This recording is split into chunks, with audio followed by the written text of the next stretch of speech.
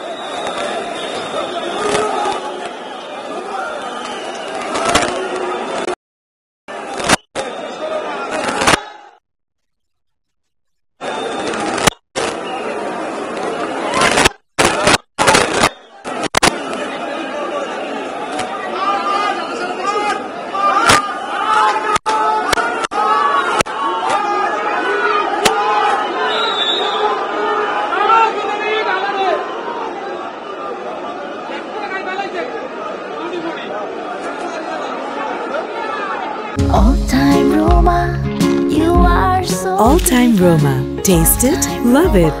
তার বাবার বক্তব্য শুনে 10 দিনের রিমান্ড আবেদন মঞ্জুর করে পক্ষে ঢাকা আইনজীবী সমিতির 19 সদস্য দাঁড়াবে না বলে সিদ্ধান্ত গৃহীত হয়েছে। বিচার হওয়ার আগ পর্যন্ত আমরা রাজপথ ছাড়ব না।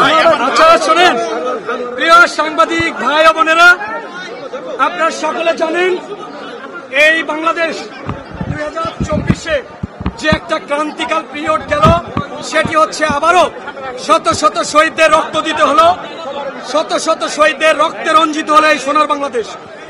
এই আজকে যারা কিনা এই খুন, যারা সাধারণ মানুষকে নিষ্পেষিত করেছে, নির্বিচারে গণহত্যা চালিয়েছে, তাদেরই প্রেতাত্মা সেই আইনমন্ত্রী কালা কানুন করে যাদের গলা টিপে ধরেছে, সেই আনিসুল হককে বাংলাদেশের প্রশাসন ধরে ফেলছে। এবং আজকে নিউ মার্কেট থানার একটি মামলায় আপনারা জানেন আনিসুল হক এবং সেই সালমানের প্রহমান যিনি সারা বিশ্বে দরবেশ বাবা বলে খ্যাত, কুচক্রী মাফিয়া সেরা শীর্ষস্থানীয়, যিনি এই বাংলাদেশে যত অত্যাচার নিপীড়ন হয় তার সাথে সবসময় উনি জড়িত ছিল।